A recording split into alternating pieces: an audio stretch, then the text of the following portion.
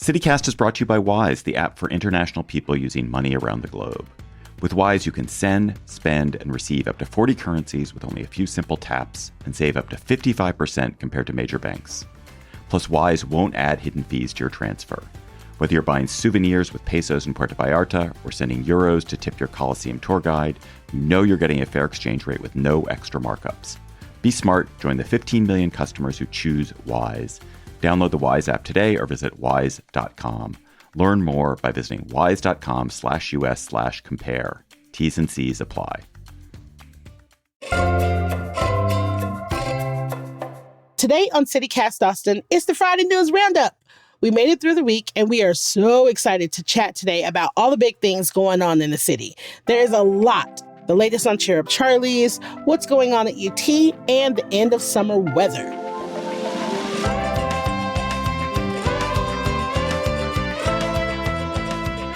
It's Friday, August 29th. I'm Nikki Devon, and this is what Austin's talking about.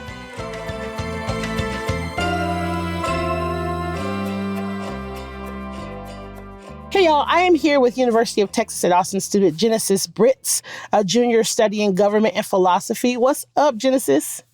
Hi. Thank you so much for having me, Nikki. I am so happy to be here. Thank you for being here. And of course, local icon and drag performer and LGBTQIA plus activist Bridget Bandit is also here. What's up, Bridget? Hi. I am super excited to have both of y'all here. So first up, college is back in session. School period is back in session. And this was the first week back of school at ACC, which is Austin Community College, Houston Tillotson, St. Edward University, and the University of Texas at Austin. Although it is not the only college or university in town, it's the biggest one in town. There are 50,000 plus students at UT. So we're getting into what's new on campus this year. Genesis, what does it feel like to be back on the 40 acres? Honestly, I'm excited. I'm going into my junior year, although the environment from last year does feel very different. There has been a big transition on campus after the November elections and then with the new president of the University of Texas at Austin.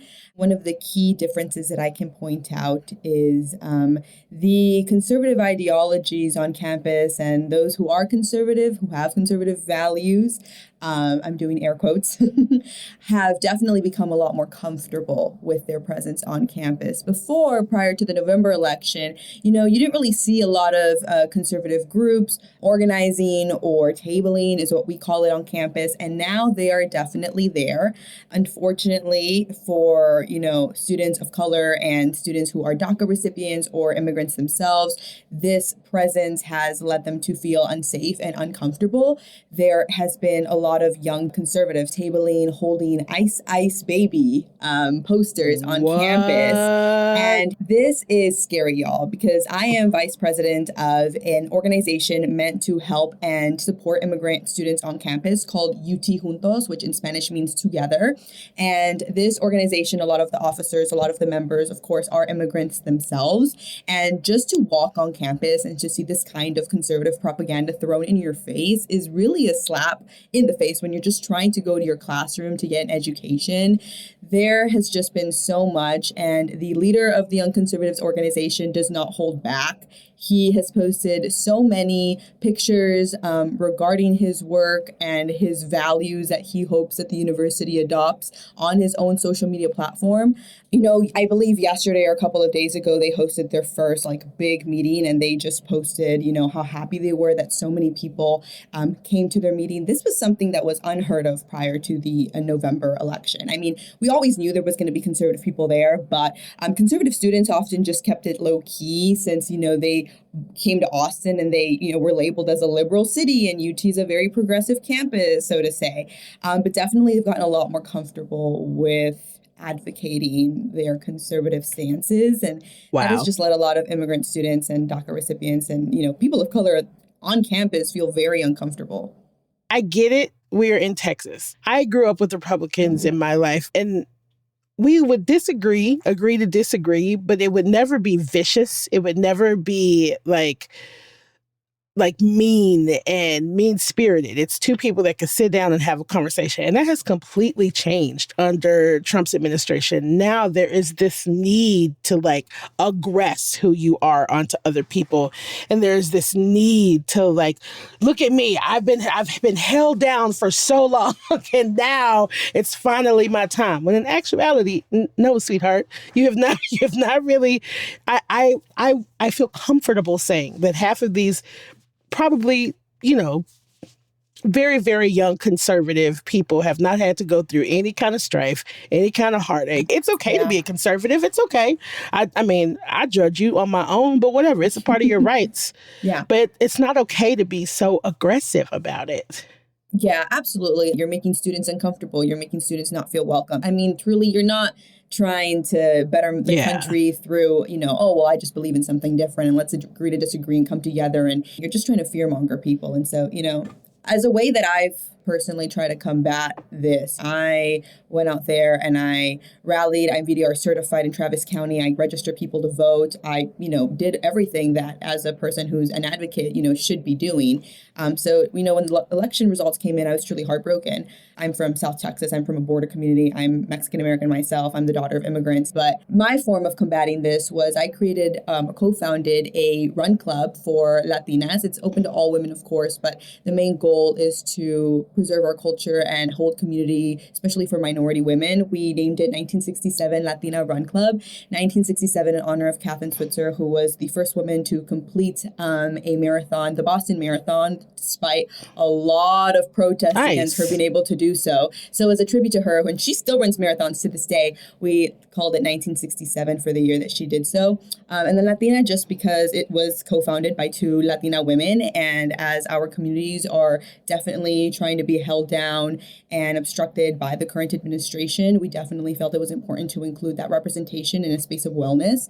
As an advocate, you can always feel like you're not doing enough. If you didn't attend that certain rally, if you didn't go to testify against a certain bill because you had to do something else, you had a prior commitment, you feel guilty, you feel like the whole weight of the world's on you. But sometimes the best form of resistance is to remain healthy. Your own existence as a person of color is resistance within itself. When I see rallies, it's full of young people. It's full of young people that are like hungry and fired up and fierce, and they are ready to fight. You know what I mean? And so Bridget, along these lines, I'm curious about what you're seeing from these young kids when you interact with them in your activism. Or young adults, not kids, young adults. Yeah, that's a good question. I mean, so I host Big Tits, Bigger Dreams, which is my open drag stage. And that's where I get a lot of younger drag entertainers, lots of Gen Zers with weird drag names. But their drag comes from like a whole different perspective of just like such a big like fuck you to like gender expectations and societal expectations for what they're supposed to be doing with their body and how they're supposed to be expressing themselves. It's different from like drag, how drag has been traditionally, where they do want to look within gender norms or passability, things like that. But these kids are really doing something different with it. And it's really inspiring to see. They really do inspire me to continue to do what I do. Yeah, it's fantastic. They have this energy and this protectiveness of who they are and their autonomy and their creativity that I'm like, oh, honey, if I had a fourth of that energy, just a fourth of that energy and that drive. This first week back, the UT Police Department announced that they are expanding their footprint and there will now be 24 UT police officers assigned permanently to patrol West Campus. And in a KXAN story about this, the UT president said that 90% of UT students come from outside of Travis County, and many might feel unsafe coming to a big city like Austin. There was also accounts of students having run-ins with unhoused individuals. And so I'm curious if y'all feel like this is necessary. I want to know if you feel like it's necessary from a student perspective. Have you noticed more police around campus this week? Do you feel safer? In theory, this would be great. because we're entering what's called the red zone, which is when there is a lot more sexual assault cases happening between the first week of school and Thanksgiving break. So, in theory, that would be great because, there's more patrol, especially when, women go out at night. So in that aspect, sure, awesome. I have never been harassed by an unhoused person, but who has harassed me is the own people that the governor has deployed to my campus during peaceful protests. We understand as students of color what you mean when people outside of Travis County are coming into a new city and feel unsafe. I just, I was scrolling through TikTok this morning and I saw a video of a girl saying that just beware if you're going to come to UT Austin, know that there's going to be a lot of protests. And, the way that she used the word dangerous to label the protests, a lot of dangerous protests. Oh, my God. And I was like, excuse me? And she, I looked at the comments and a lot of people were like, yeah, I was there actually touring campus and I saw protests going on, or I was there when the Palestinian protest happened 1.5 years ago and when I was touring the campus. And she was replying to these comments saying, I'm so sorry about that. Come again, tour again. It's a great campus other than that. What? Yeah. And so, it's crazy to me how people... And, this is, the national administration, the Texas administration that has allowed people to develop this conception that protest, exercising your First Amendment constitutional right, has somehow endangered society. I do believe that in theory, the presence of more UT police on campus is great for the red zone protecting women purposes.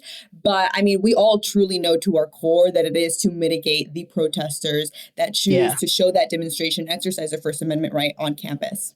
Bridget. Ooh, I have thoughts. I want to hear them. I'm an ACAB type of person. I don't believe that police keep us safe. I think that they respond to crime, and there's ways to invest in communities to prevent crime, right? When you actually take care of communities and take care of people.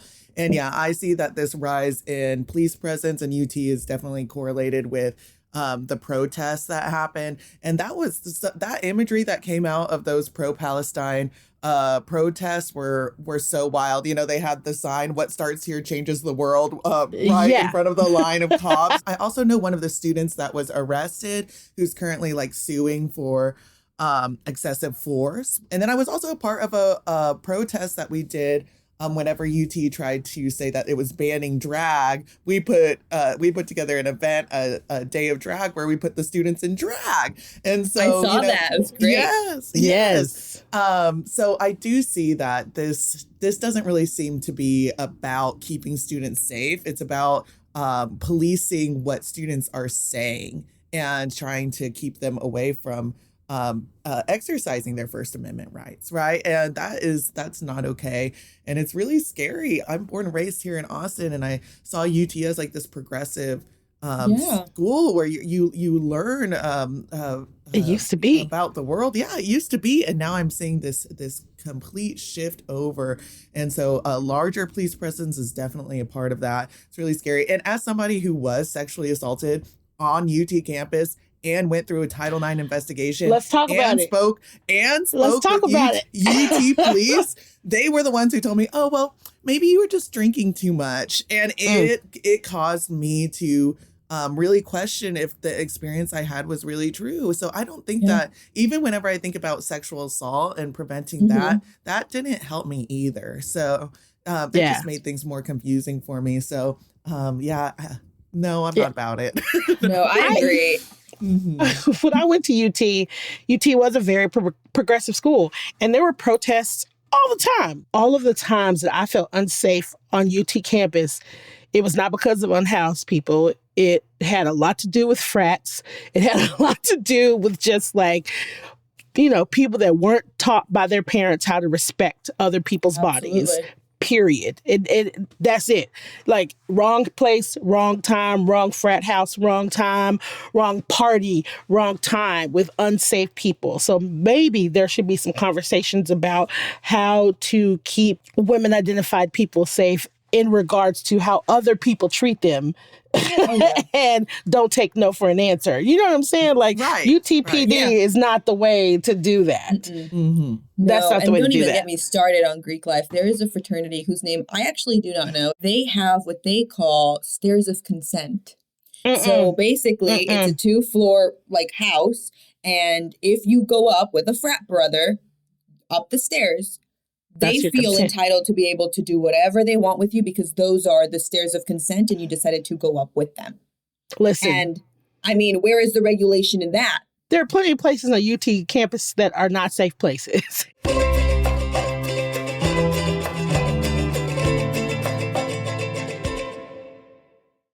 So speaking of safe places, I want us to transition into our next topic, which is Cheer Up Charlie's. Cheer Ups is and has been one of my favorite places in the city. I used to go to Cheer Ups when they was on East 6th Street because, and this is before I knew I was gay, it's because they had like the best programming in the city. So I was like, oh, I can go kick it and dance with good DJs and get some cheap alcohol. Yeah, that's what I'm going to do. And so Cheer Ups has like kind of like a special place in my heart. So here are the facts that I know, right? Days before Austin Pride Weekend, Cheer Up Charlie's owner, Maggie Lee and Tamara Hoover, announced their landlord was going to lock them out of the building if they didn't come up with $58,000 that they owed in back rent by the end of August. They had a week. They've struggled financially in the past and they've asked for help before.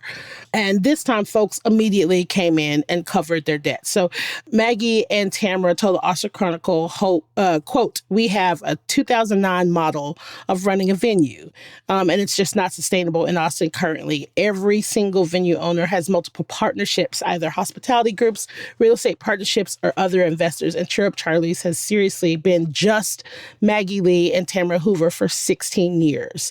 And, you know, she said not to talk us down, but I think we've really done well and the best we can, but nobody's perfect.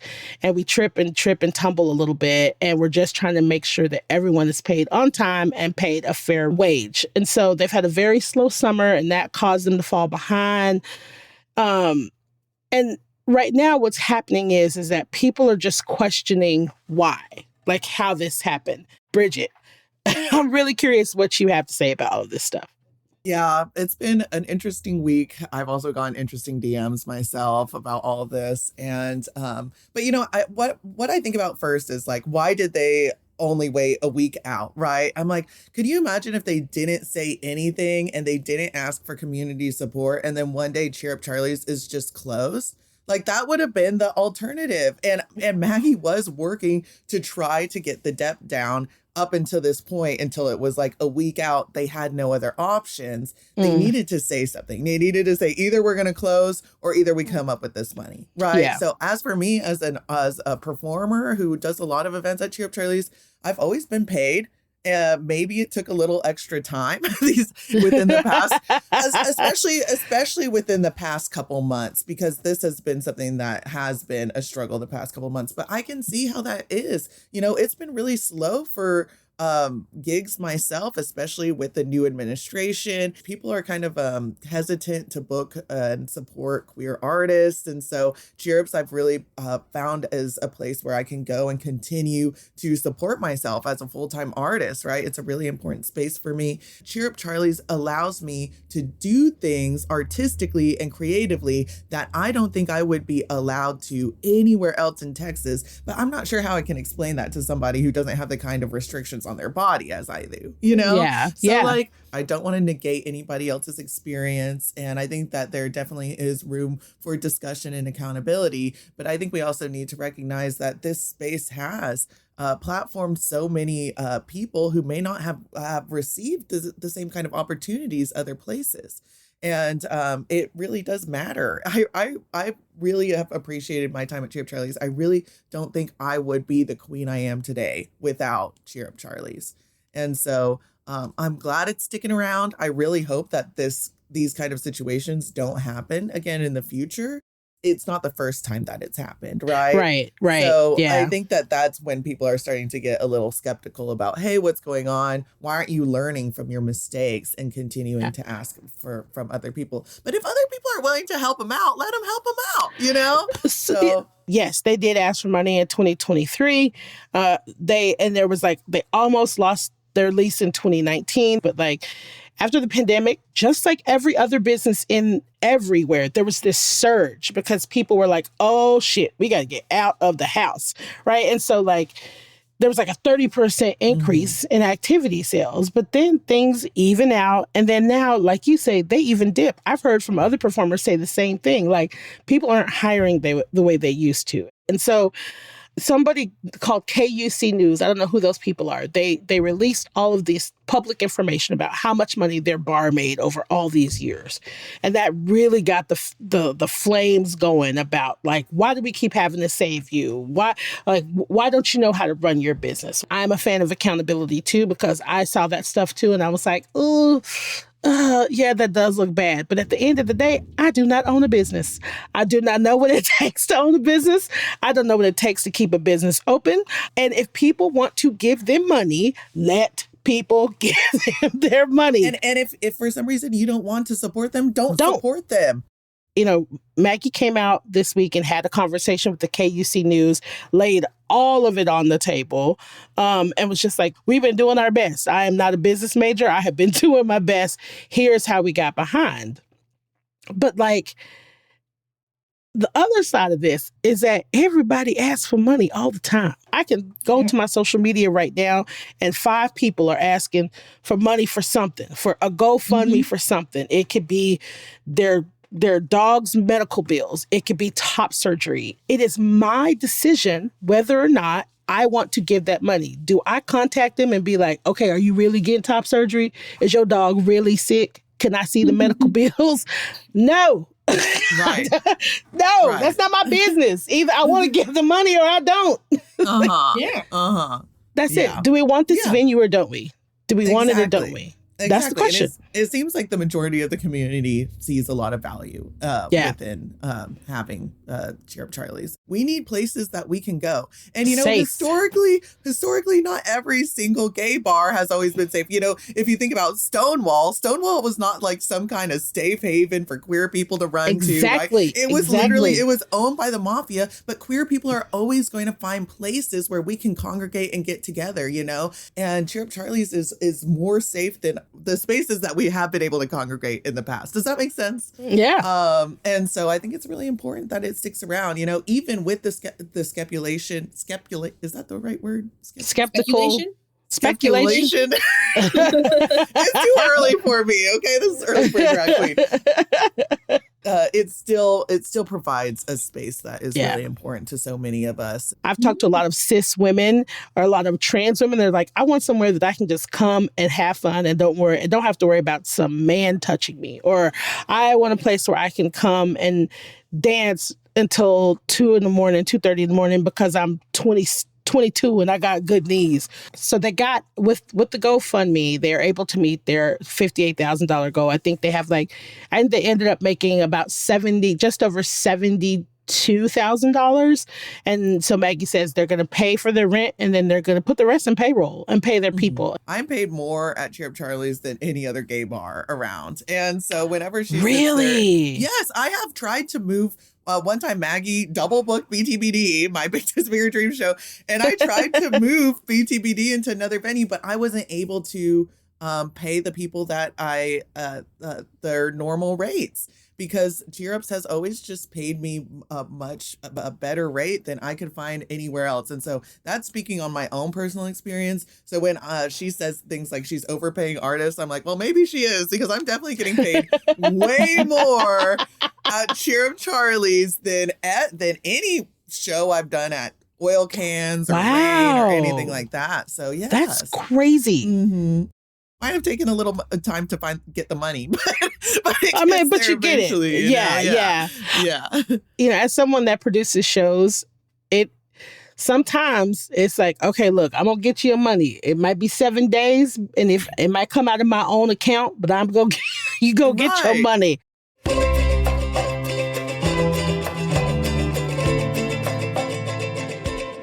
Hey, y'all, we wanted to remind you about our amazing CityCast Austin Neighbors program. So I already know that a lot of y'all have already become members, and we appreciate that. We love you. But Anybody that's not a member yet can still become a member. If you join, we will shout out your name right here on our amazing podcast. And there are a few other perks too. Now, one of my favorites is the special email that we send out to our neighbors. Every Monday, you'll get an email with all of our curated events recommendations for the week. This is super helpful, whether you're a planner and like to figure out things like early every week, or you're like me and you fly by the seat of your pants and you just like to have options to choose from in the moment. So go to membership.citycast.fm to become a CityCast Austin neighbor today. And of course, y'all are my sweet little baby angels, and thank you so much. So we made it through the summer. It's not officially over, but the hottest temperatures of the year are likely behind us. And it wasn't that bad. I didn't feel like it was that bad this year. It was not that bad. As somebody who performs an outdoor drag brunch every single week, last year was brutal, and I was like mentally preparing myself for this year. You know, I wear those big rubber titties, like it is just awful. And this year it was like, actually, it's not too bad. Like, it's what's going on? It wasn't bad. What about you? I went back home to South Texas in Laredo, and so there it was horrific. No. And so when I would come back to Austin, just like throughout the summer, I was honestly, there's a breeze in the air. I feel a little cooler. Down there it was like 107, 108 on a good day. No, absolutely not. And I got used to this Austin weather, so I just felt a lot cooler when I would come up. But I'm really excited for the fall. I'm excited for like the Gilmore Girls fall vibes. Listen. Pumpkin spice latte, everything. Yeah, I'm a fall girl. I'm excited that Halloween's on a Friday night. That's right. Yes. Oh, I'm ready. I love fall. I'm ready for that. I'm ready. I'm a fall girl too. So things are going to cool off a bit just in time for like football, Halloween, all the things. And also we have some good news on the water supply front. Like we will officially be out of stage 2 water restrictions. We're still restricted to watering the lawn with an automatic sprinkler system just to once a week on designated days. But the window for watering has been extended to 15 hours for those of y'all that are lucky enough to have a yard. Home sprinkler systems can be used now twice a week instead of just one. LCRA, which is the Lower Colorado River Authority, just released a forecast and it showed that the lake level should remain healthy through the end of the year. And it's getting cooler earlier than usual, thanks to some cool air that's evidently coming down from Canada. So temps are going to be in the mid to lower 90s throughout the holiday weekend that we are on. And there is also a tiny chance of storms on Saturday and Sunday. But I don't care. I'm still going to be in these streets. Because, that's what I do. So do you guys have any things that y'all are doing this weekend that you want to share with us? Saturday, definitely going to have watch party with the UT Ohio game going on. And then Sunday, going out to Mala Vida, one of the Hispanic clubs here in Austin that I love. So yeah, definitely going to take advantage of the long weekend that I don't have a 10 a.m. class on Monday. I have not been to Mala Vida. I haven't been there yet. Great. They have 2. They have Mala Vida and Mala Fama. Mala Fama is a rooftop club, but Mala Vida is, it's really cool. It's like Hispanic, all vibes. My people are there, my community, my culture. So it's always a good time. It is really fun. I had a good time. Okay, so tonight I'm going to be at Cheer Up Charlie's. I'm going to be at Cheer Up Charlie's. We're doing a My Chemical Romance drag tribute. So we're going to do the Black Parade from start to finish. I'm like really, really excited. It's an all trans cast, so come support your local trans drag performers. It's going to be really fun. And then Saturday, I do my drag brunch, of course, Coco Cunts at Coconut Club. And Monday's, what is it, Labor Day or something? It's Labor Day, yeah. It's Labor Day. And I'm doing an event with Neon Rainbows at Sagebrush, so down south. Yeah, I'm performing with a band called the Vandaliers. Oh, I like this.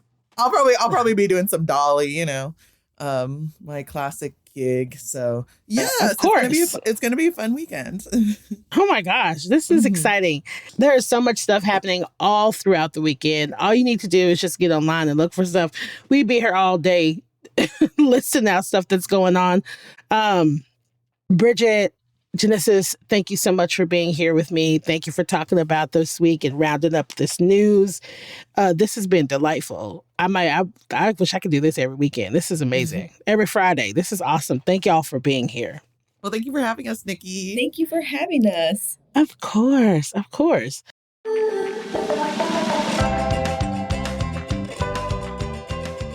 That's all for today here on CityCast Austin. Our executive producer is Eva Ruth Moravec. Our producers this week are Zoe Culkin, Matthew Rogers, and Alyssa Castles. And I'm your host, Nikki Devon. Our Hey Austin newsletter editor is Kelsey Bradshaw.